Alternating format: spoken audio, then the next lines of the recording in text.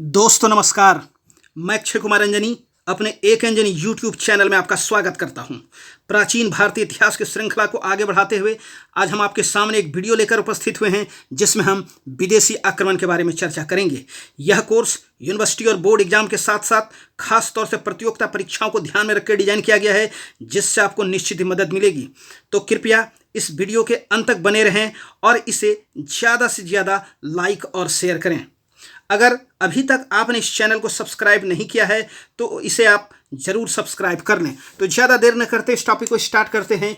विदेशी आक्रमण, इसमें हम दो चीज़ देखेंगे, एक ईरानी आक्रमण और एक यूनानी आक्रमण। हम विदेशी आक्रमण के अगर क्रम को देखें तो सबसे पहले यहाँ से सवाल बनता है, यहाँ से सवाल पूछा जाता है। सबसे पहले ईरानी आक्रमण, उसके बाद यूनानी आक्रमण, उसके बाद शक पहलव और उसके बाद आते हैं कुषाण। तो ये विदेशी आक्रमण का क्रम है, आपको मिलाने के लिए यहाँ से पूछा जाता है। हालांकि कुछ लोग आर्य को भी मानते हैं लेकिन वो सही नहीं है, तो आपको यही याद रखना है, ईरानी, यूनानी, शक पहलव और कुषाण। हम लोग यहाँ पर सबसे पहले जो है ईरानी आक्रमण के बारे में चर्चा करते हैं। ईरानी आक्रमण को जो है फारसी आक्रमण भी कहा जाता है। चलिए, जो पहला आक्रमण है, पहला आक्रमण किया गया साइरस के नेतृत्व में, लेकिन ये जो है असफल रहा। इनके द्वारा अफगानिस्तान का जो क्षेत्र है, हिंदू कुश पहाड़ी पर्वत श्रृंखला जो है, पर्वतमाला है, वहां पर किया गया ये, लेकिन ये जो है असफल रहा। पहला सफल आक्रमण जो किया गया वो डेरियस प्रथम के द्वारा किया गया। ये हखामनी वंश के थे। डेरियस प्रथम जो है ये इसी को दराये बहु और जो है दारा प्रथम भी कहा जाता है। ये जो आक्रमण था ये 516 बीसी में किया जाता है, ईसा पूर्व में किया जाता है। वंश जो इसका क्या था, हखामनी वंश, हम लोग देख चुके हैं। और इसके जो स्रोत हैं, किस आधार पर कहेंगे कि ये आक्रमण हुआ, तो जो स्रोत है वो दो तरह के, एक है पुरातात्विक स्रोत और दूसरा साहित्यिक स्रोत। पुरातात्विक स्रोत में हम लोग देखें कि बहस्तून का अभिलेख है, यहाँ पर चर्चा मिलती है। पारसी पोरस का अभिलेख है, यहाँ पर चर्चा मिलती है। और नक्शे रुस्तम का अभिलेख है, यहाँ पर भी चर्चा मिलती है, ये डेरियस प्रथम के द्वारा जो भारत पर आक्रमण किए जाने का। उसके बाद हम लोग साहित्यिक स्रोत के रूप में देखें, साहित्यिक स्रोत देखें, ये जो हेरोडोटस आप लोग जानते हैं, इतिहास के पिता कहलाते हैं, कहे जाते हैं। रचना इनकी है द हिस्टोरिका, याद रखिएगा आप लोग। इसमें वर्णन क्या है, वर्णन है कि भारत के पश्चिमोत्तर क्षेत्र में डेरियस प्रथम ने आक्रमण किया और कंबोज, गंधार, सिंध क्षेत्र को जीतकर उसे फारस साम्राज्य में मिला लिया और उसे फारस का जो है 20वां प्रांत या छत्रप जो है बनाया गया। चलिए, इस 20वें प्रांत से फारस को जो कुल आय होती थी वो 360 टैलेंट स्वर्ण मुद्रा की होती थी। और जो फारस की कुल आय का जो है, कुल टैक्स का जो है 1/3 भाग पड़ता था। मतलब अपने आप में जो है, अपने आप में ये जो 1/3 भाग है, ये जो है बड़ी राशि है।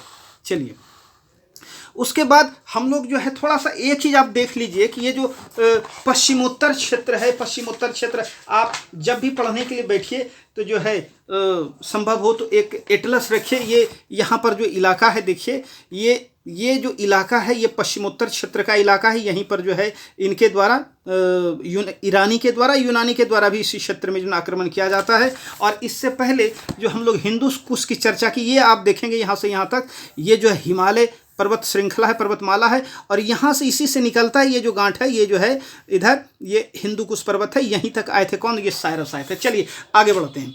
इसका देखें, इस आक्रमण का प्रभाव क्या पड़ा। इस आक्रमण का जो प्रभाव पड़ा तो जो भारतीय राजा है, भारतीय राजाओं में भी जो है साम्राज्यवादी भावना जो है वो बलवती हुई बढ़ी। भारत में भी छत्र प्रणाली का जो है विकास वो आगे चलकर यूनानी के द्वारा, शक पहलव के द्वारा, कुषाण के द्वारा इसका प्रयोग किया जाता, हम लोग देखेंगे आगे। और राजाज्ञा जो है यहाँ पर अभिलेखों में लिखा जाता था, बाद में हम लोग देखेंगे। अशोक के अभिलेख में भी जो है इसका बहुतायत यूज किया जाता है। मतलब अशोक का जो अभिलेख है वो कहीं ना कहीं जो है डेरियस प्रथम के अभिलेख से क्या था, वो प्रभावित था, ऐसा माना जाता है। अशोक के जो स्तंभ लेख हैं उसमें जो ऊपर में घंटा आकृति है ये ईरान से प्रभावित जो है मानी जाती है। जो व्यापारिक मार्ग हैं, नए व्यापारिक मार्गों के बारे में जानकारी मिलती है इस आक्रमण से। और यहाँ पर जो है कुछ सिक्के प्रचलित थे, जैसे देखिए सिगलोई, ये रजत मुद्रा था और ये ज़्यादा प्रचलन में था इस क्षेत्र में। और डेरिक जो है स्वर्ण मुद्रा, ये डेरियस प्रथम के बाद ही ये जो है यहाँ पर प्रचलन में आता है। पश्चिमोत्तर भारत में कुछ शब्द जो है प्रचलन में आए, जैसे दीपी राजज्ञा के लिए प्रयुक्त होता था। दीपी बाद में जो है इसी से जो है लिपि शब्द का विकास हुआ। और निपिष्ठी जो है ये अभिलेख के अर्थ में प्रयोग होता था। चलिए, एक लिपि का भी यहाँ पर विकास होता है। जैसे देखिए, ईरानी और अमेराइक लिपि, ईरानी और अरेमाइक लिपि जो है इसका जो है प्रचलन हुआ इनके वजह से, ईरानी आक्रमण के वजह से। और इसी से भविष्य में जाकर के जो है खरोष्ठी लिपि का विकास होता है, जो अशोक भी इस क्षेत्र में यूज करता है खरोष्ठी जो है लिपि का। ये जो खरोष्ठी लिपि है ये दाईं से बाईं ओर लिखी जाती थी। यहीं से प्रभावित होकर मौर्य काल में जो स्त्री अंगरक्षक है, महिला बॉडीगार्ड है, उसको नियुक्त करने का जो प्रचलन हो ईरान से ही प्रभावित है। और मंत्रियों के कक्ष में हर समय अग्नि का जो प्रज्वलित रहना, ये जो व्यवस्था है इसको भी हम लोग ग्रहण की, जो मौर्य काल में हमको देखने को मिलती है। तो ये भी चीज़ हम जो है पारसिक से या ईरानी से ही सीखे हैं। तो ये था ईरानी आक्रमण के बारे में। कम समय में ज़्यादा से ज़्यादा चीज़ें आप तक जो है पहुँचाने का जो है प्रयास है। अब हम लोग देखेंगे जो है यूनानी आक्रमण को। ये जो यूनानी आक्रमण है इसका जो नेतृत्व क्या था, ये सिकंदर महान के द्वारा इसका नेतृत्व किया जाता है। सिकंदर महान को जो अलेक्जेंडर थर्ड भी कहा जाता है। ये मैसिडोनिया के शासक थे। देखिए, आप फिर से जो है आपको दिखाने का प्रयास करेंगे मैप में कि जो है मैसिडोनिया कहाँ पर है, और उसके आधार पर अगर आप चीज़ों को समझेंगे तो शायद जो है ज़्यादा बेहतर रहेगा। जैसे अगर आप देखें तो ये आपका वर्ल्ड का मैप ही दिखा रहे हैं आपको, यहाँ पर वर्ल्ड का मैप है। और इस वर्ल्ड के मैप में अगर आप देखेंगे तो ये जो क्षेत्र आपको दिखाई पड़ रहा है ये है पूरा का पूरा ग्रीक। और ग्रीक के ये बगल में अगर आपको ये छोटा सा दिखाई पड़ रहा है तो यही है जाकर के मैसिडोनिया। ये अगर आप इस मैप को थोड़ा सा यहाँ पर देखें तो ये ग्रीक हो गया आपका। और ग्रीक के बाद जो है ये यहाँ पर देखिए ये मैसिडोनिया का क्षेत्र है। यहीं का शासक था कौन, यहीं का शासक था जाकर के ये सिकंदर। चलिए, ग्रीक का शासक था। और ग्रीक के अंतर्गत पड़ता था मैसिडोनिया, मतलब ग्रीक साम्राज्य का जो हिस्सा था कौन, मैसिडोनिया। इनके जो पिता हैं, इनके पिता का नाम था फिलिप द्वितीय। ये 359 ईसा पूर्व में शासक बना कौन, फिलिप द्वितीय। सिकंदर की माता ओलंपिया। सिकंदर का जन्म 356 ईसा पूर्व। और इनके गुरु जो हैं वो अरस्तु थे। और सिकंदर जो है वो शासक बनता है 336 ईसा पूर्व में। 30 वर्ष उस समय इनकी जो है आयु रहती है। इनके जो पिता हैं ये केवल यूनान को ही जीत पाया था, लेकिन सिकंदर जो है वो विश्व विजेता बनना चाहता था। देखें, एक युद्ध है आरावेला या गोगई मेला का युद्ध। ये 331 ईसा पूर्व में लड़ा गया, बीसी में लड़ा गया। और ये युद्ध हुआ था सिकंदर और दारा तृतीय के बीच। दारा तृतीय ये ईरान का शासक था जो कि हखामनी वंश से संबंधित था। इस युद्ध में जो है विजय हुई किसकी, सिकंदर महान की विजय हुई।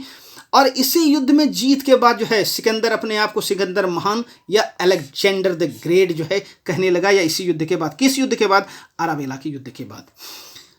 इस युद्ध में अगर ईरानी साम्राज्य का क्षेत्र देखेंगे आप तो ये जो ग्रीक था, ग्रीक से 40 गुना बड़ा था। फिर भी जो है सिकंदर इसको हराने में जो है क्या रहा, कामयाब रहा। इससे पहले सिकंदर एशिया माइनर, तुर्की को एशिया माइनर कहते हैं, सीरिया, मिस्र आदि को जो है हरा चुका था, जो ईरानी साम्राज्य का भाग था। चलिए हम देखें कि भारत में जो है इनका जो है किस तरह से कदम पड़ता है। भारत को भी हम लोग देख लें थोड़ा सा। तो जो सिकंदर भारत की ओर जो चलता है वो 327 बीसी में चलता है। अब भारत पर जो आक्रमण होता है वो 326 ईसा पूर्व। इस समय इनकी जो आयु है, इस समय इनकी आयु जो है 30 वर्ष की रहती है। 20 वर्ष की आयु में गद्दी पर बैठते हैं। 20 वर्ष की आयु, यहाँ पर 30 गलती से लिखा गया है। ये 20 वर्ष की आयु में गद्दी पर बैठते हैं और 30 वर्ष की आयु में जो है वो भारत पर जो है क्या करते हैं, वो आक्रमण करते हैं। और सिकंदर के जो सेनापति हैं वह सेल्यूकस निकेटर, और इनके जल सेनापति उनका नाम है नियार्कस। चलिए हम लोग देखें थोड़ा सा कि जो है इसी क्षेत्र में, ये जो पश्चिमोत्तर क्षेत्र है, इसी क्षेत्र में जो है उनके द्वारा ये आक्रमण किया जाता है। यहाँ पर एक नदी बहती है, ये सिंधु नदी, और साथ ही साथ और कई नदियाँ हैं जैसे झेलम, चिनाब, रावी, ब्यास और ये सतलज। और यही क्षेत्र जो है, यही क्षेत्र प्रभावित है किनके, जो है सिकंदर के आक्रमण से। चलिए, तो सबसे पहले वो जो टकराता है यहां पर आता है, वो सिंधु और झेलम के बीच का जो क्षेत्र है, ये क्षेत्र किसका था, यहां के शासक थे अंभी। ये अंभी राज्य के अंतर्गत सिंधु और झेलम के बीच का क्षेत्र ये किसका था, ये था अंभी का। और जो बहुत फेमस आप जानते हैं कि झेलम और चिनाब के बीच का जो क्षेत्र था, यही जो है पोरस का क्षेत्र था, पोरस का राज्य था यही झेलम और जो है चिनाब के बीच। तो दिख गया आपको चीज यहां पर। तो अंभी पोरस का जो है परम शत्रु था, और अंभी का एक मित्र था शशिगुप्त। वो सिकंदर के सामने जो है बिना लड़े हुए ही उसने क्या कर दिया, आत्मसमर्पण कर दिया और पोरस के विरुद्ध हो गया। आत्मसमर्पण किया तो क्या, लेकिन गद्दारी करते हुए पोरस के विरुद्ध भी हो गया। कौन, अंभी और जो है शशिगुप्त। सिकंदर और पोरस का जो युद्ध है ये 326 ईसा पूर्व में हुआ।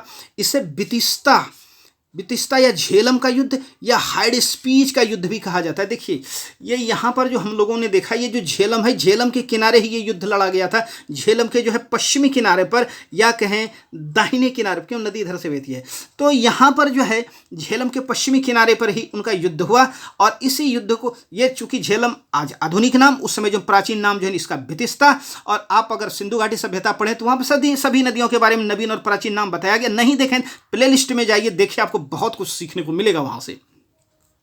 हाइडेस्पीच का युद्ध भी कहा जाता है किसको, ये सिकंदर और पोरस के बीच जो युद्ध हुआ यूनानी भाषा में। पोरस की हार हो गई, आप जानते हैं इसमें, लेकिन उसको हार के बाद भी उनका राज्य जो उनको वापस किया गया। बात क्या हुई आप लोग जानते हैं कि पोरस से पूछा गया सिकंदर के द्वारा कि बताइए कि जो है आपके साथ जो है किस तरह का व्यवहार किया जाए। तो इस समय पोरस का जवाब था कि जैसे एक राजा का दूसरे राजा के साथ जो है व्यवहार होता है, और इससे जो है वो बड़ा प्रभावित होते हैं, और उनकी युद्ध में जो है वीरता उससे भी बड़ा प्रभावित। और उसने जो है इस बात से जो है प्रभावित होकर उनका जो है राज्य जो है क्या कर दिया, वो राज्य वापस कर दिया। रावी और ब्यास, फिर से देखें, ये यहाँ पर ये रावी नदी और ये ब्यास नदी, इन दोनों नदियों के बीच बहुत सारे गणराज्य थे। हम लोग अभी जिनको देखे वो तो जो है वहाँ पर राजतंत्रात्मक शासन व्यवस्था थी। इन दोनों के बीच बहुत सारे जो है गणराज्य थे। कौन कौन से गणराज्य थे उसको देखने का हम लोग प्रयास करते हैं। रावी और ब्यास के बीच बहुत सारे क्या थे, वो गणराज्य थे। कौन कौन से, सीबी, मालव, क्षुद्रक, अगस्लोई, अश्वक और पाटन, ये चीज। इसमें से कुछ हम लोग जैसे मालव, अगस्लोई, अश्वक और पाटन को तो यहाँ पर देखने पर परीक्षा के दृष्टिकोण से ये महत्वपूर्ण है। मालव और सिकंदर का जब युद्ध हुआ, मालव गणराज्य और सिकंदर का जब युद्ध हुआ, तो मालव यहाँ पर जो है बुरी तरह से घायल हो गया और मरते मरते बचा। इसका परिणाम क्या हुआ, परिणाम ये चीज हुआ, यहाँ पर जितने भी लोग थे सभी को जो है मौत के घाट उतार दिया गया। चाहे बच्चे, बूढ़े, जवान, महिला, सारे को जो है मौत के घाट उतार दिया गया। किसके द्वारा, सिकंदर के द्वारा। कहाँ पर, ये मालव में। उसके बाद देखें अश्वक, ये भी महत्वपूर्ण। यहां पर जब पुरुष हार गए, पुरुष के हारने के बाद यहाँ की जो महिलाएं हैं वो उन्होंने हथियार उठा लिया और जो है वीरता के साथ जो है सिकंदर का सामना किया। और इनका जो नेतृत्व किया था, रानी थी क्लियोफिस या क्रीपी ने जो इनका नेतृत्व किया, महिलाओं का नेतृत्व किया। इसके बाद हम लोग देखें, इसके बाद है अगस्लोई जो है यहाँ पर स्त्री पुरुष दोनों जो है साथ साथ लड़े। और हार के बाद जो महिलाएं यहाँ पर जौहर प्रथा की भांति आत्म हत्या कर ली। देखिए, जौहर नहीं है, जौहर का क्या मतलब होता है, वो एक अग्नि का लगाते हैं चिता जैसा चीज, उसमें कूद जाते हैं, उस तरह का चीज नहीं। यहाँ पर आत्महत्या कर ली, ठीक है, जौहर की भांति हुआ। यहाँ पर जो है महिलाओं ने आत्महत्या कर ली। कहाँ पर, अगस्लोई गणराज्य की महिलाओं ने। चलिए, पाटल जो है भारत में सिकंदर का अंतिम अभियान था पाटल के विरुद्ध। चलिए, सिकंदर के सैनिक ब्यास नदी के पश्चिमी किनारे के आगे बढ़ने से जो मना कर दिया। ये जो यहाँ पर आप देख रहे हैं, ये जो ब्यास नदी के आगे बढ़ने से जो है मना कर दिया सिकंदर के सैनिकों ने कि अब नहीं जाएंगे। सिकंदर जो है, सिकंदर भारत में कुल 19 महीने रहा। और वापस लौटने का कारण क्या है जरा देख लें। सैनिक लगभग 10 वर्षों से अपने घर से बाहर थे और अपने माता पिता और परिवार के लोगों से जो है वो मिलना चाह रहे थे। साथ ही साथ वो थक भी गए थे, काफ़ी युद्ध लड़े थे, थक भी गए थे। सेना में जो है महामारी भी फैल गई थी, इससे भी परेशान थे। और ये भी पता चला था कि ये तो छोटी बड़ी पोरस आदि की सेना छोटी छोटी सेना थी, आगे चलकर मौर्य साम्राज्य के अंतर्गत, ये मौर्य कहते हैं, मगध साम्राज्य के अंदर घनानंद की एक विशाल सेना है, बड़ी सेना है, और अफवाह फैल गई उससे। और कहीं ना कहीं जो है इससे सिकंदर के सैनिक जो है वो डरे हुए थे, हताश थे। अब देखिए वापसी का मार्ग देखें हम लोग, वापसी सिंधु नदी के मुहाने पर जाते हैं और जल मार्ग के माध्यम से जो है ये न्यारकस के नेतृत्व में, और स्थल मार्ग से होते हुए क्रेटेरस के नेतृत्व में ये जो आगे बढ़ता है, और स्थल मार्ग से ही जो है ये सिकंदर भी आगे बढ़ते हैं। ये घटना है 325 बीसी की। सिकंदर की मृत्यु कब? 323 ईसा पूर्व में ये बेबीलोन पहुंचते हैं, इराक का शहर होता है, और यहाँ टाइफाइड से जो है इनकी मृत्यु हो जाती है। और ताबूत से बाहर इनके दोनों हाथ जो है खुले हुए थे। ये सिकंदर ने कहा था अगर मेरी मृत्यु हो जाती है तो ताबूत के बाहर खुला हाथ रहने देना। वो इसलिए कि लोगों को दिखाई पड़ेगी जो है हम खाली हाथ आए थे, खाली हाथ मतलब जा रहे हैं, तो उनका हाथ जो है खाली हुआ था। तो सिकंदर के साथ 3 और लोग आए थे जो लेखक भी थे, जिनका वर्णन हमको आगे देखने को मिलता है। कौन? ये थे न्यारकस, जल सेना के अधिपति भी थे, अरिस्टोबुलस और अनेसिक्रेटस, ये इनके साथ 3 लोग यहाँ पर आए थे। चलिए, लौटने से पूर्व सिकंदर क्या करते हैं? साम्राज्य का जो है बंटवारा करते हैं। सिंधु के उत्तर पश्चिम का जो इलाका है ये फिलिप को मिलता है, लेकिन दुर्भाग्य फिलिप की भी मृत्यु हो जाती है कब? 323 ईसा पूर्व में, जिस समय जो है सिकंदर की मृत्यु होती है जिस साल। सिंधु के दक्षिण का जो क्षेत्र है ये पिथोन को मिलता है, और सिंधु और झेलम के बीच का जो इलाका है ये अंभी को, और झेलम और ब्यास के बीच का जो क्षेत्र है ये पोरस को मिलता है, और कश्मीर का हिस्सा जो है ये किसको मिलता है? ये अभिसार को मिलता है। देखिए थोड़ा सा एक बार समझने का कोशिश कीजिए कि जो सिंधु नदी से उत्तर और पश्चिम का ये जो इलाका है, इधर ये मिलता है किसको? ये मिलता है फिलिप को। और सिंधु नदी के दक्षिण का जो इलाका ये मिलता है पिथौन को। लेकिन सिंधु नदी और झेलम के बीच का जो क्षेत्र है ये मिलता है अंभी, जो पहले से भी यहाँ का शासक था, और पोरस जो झेलम और चिनाब के भी शासक था। इनको पुरस्कार स्वरूप इनकी बहादुरी से प्रभावित झेलम और ब्यास के बीच का जो पूरा जो जीता हुआ क्षेत्र था उसका शासक बना दिया जाता है। किसको? उसका शासक बना दिया जाता है पोरस को। तो चलिए, उसके बाद हम लोग देखें कि 323 ईसा पूर्व में ट्रिपेंडिस की संधि के द्वारा साम्राज्य का एक बार जो है पुनः बंटवारा किया जाता है, देखने को मिलता है। थोड़ा सा हम लोग प्रभाव देख लें जल्दी से इसका, कि प्रभाव जो है क्या क्या पड़ा इस आक्रमण का। तो प्रभाव देखें तो स्मिथ साहब का कहना कि सिकंदर आंधी की तरह आया और चला गया। ये किनका कहना? स्मिथ का, याद रखिएगा आप लोग। नए व्यापारिक मार्ग, स्थल और जो है समुद्र दोनों मार्ग का पता चला। क्रमागत, बहुत बड़ी विशेषता अपने आप में, क्रमागत इतिहास लेखन की जो शुरुआत है इसी घटना से जो है मानी जाती है। तो अपने आप में बहुत बड़ी घटना है भारत के लिए। गंधार शैली का उद्भव भी यहीं से देखने को मिलता है। हम लोग आगे देखेंगे कि इस शैली में किस तरह से बुद्ध की मांसलदार मूर्तियां आदि बनाई जाती हैं। उलुक शैली के सिक्के का प्रचलन यहाँ पे होता है। ज्योतिष के क्षेत्र में होरा चक्र की जो शुरुआत है यहीं से, और सप्ताह के जो 7 दिन सोमवार मंगल बुध बृहस्पति, ये इसकी शुरुआत भी जो है यूनानियों की ही देन है। इसके अलावा नगरीकरण को भी बढ़ावा जो है मिला, इनके वजह से नगरीकरण को भी काफ़ी बढ़ावा मिला। कौन कौन से भाई? पोरस को हराने के बाद झेलम के तट पर निकैया नगर की स्थापना की गई, जिसको विजयनगर भी जो है कहा जाता था। झेलम के ही तट पर अपने प्रिय घोड़े की बाउकेफला या बुफेकाल भी कहा जाता है, बाउकेफला की याद में जो है नगर बसाया गया, बाउकेफला नगर ही स्थापित किया गया। और सिंधु नदी के तट पर सिकंदरिया नगर, और नील नदी जो कि मिस्र में पड़ता है, नील नदी के तट पर जो है अलेक्जेंड्रिया नगर जो है बसाया गया। तो इस तरह से जो है इसके वजह से जो है काफ़ी पे, तो एक प्रयास था छोटा सा कि कम समय में आपको ज़्यादा से ज़्यादा चीज़ आपको जो है दे पाएँ, और आप जहाँ भी हैं स्वस्थ रहिए, मस्त रहिए, और अपनी परीक्षा की तैयारी में व्यस्त रहिए। और इस चैनल को ज़रूर जो है सब्सक्राइब करें। थैंक यू, धन्यवाद, बहुत बहुत धन्यवाद।